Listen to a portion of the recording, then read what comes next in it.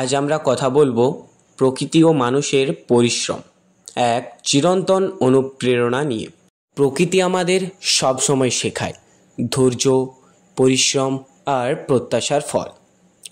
এক ফোঁটা বৃষ্টির জন্য মাটি অপেক্ষা করে দিনের পর দিন, কিন্তু যখন সেই বৃষ্টি নামে তখনই শুরু হয় নতুন জীবনের সূচনা। এক টুকরো বীজ যদি সময় মতো যত্ন পায়, মাটি পায়, জল পায়, তাহলে সে একদিন বিশাল গাছ হয়ে দাঁড়ায়।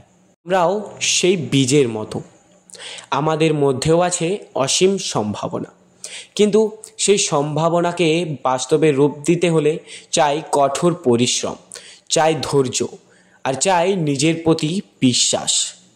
পাহাড় কখনো রাতারাতি গড়ে ওঠে না, নদী একদিনে তার পথ খুঁজে পায় না, তেমনি মানুষের সাফল্যও এক মুহূর্তে আসে না।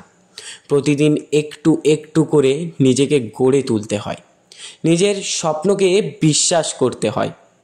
যেমন করে সূর্য প্রতিদিন ওঠে নতুন আলো নিয়ে, তেমনি আমাদের জীবনেও প্রতিদিন নতুন সুযোগ আসে। যারা সেই সুযোগকে চিনে, যারা নিজের ঘাম দিয়ে স্বপ্নকে সিঁড়ি বানায়, তারাই একদিন পাহাড়ের চূড়ায় পৌঁছায়। ভুল করলে ভয় নেই, ঝড় এলে থেমে যেও না।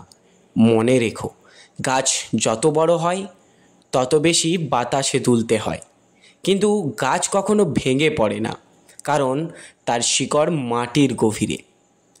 আমাদের শিকড়ও যদি হয় পরিশ্রম আর বিশ্বাস, তাহলে কোনো ঝড়েই আমাদের থামাতে পারবে না। তাই বন্ধু, প্রকৃতিকে দেখো, শিখো আর নিজের স্বপ্নের পথে হাঁটতে থাকো। সাফল্য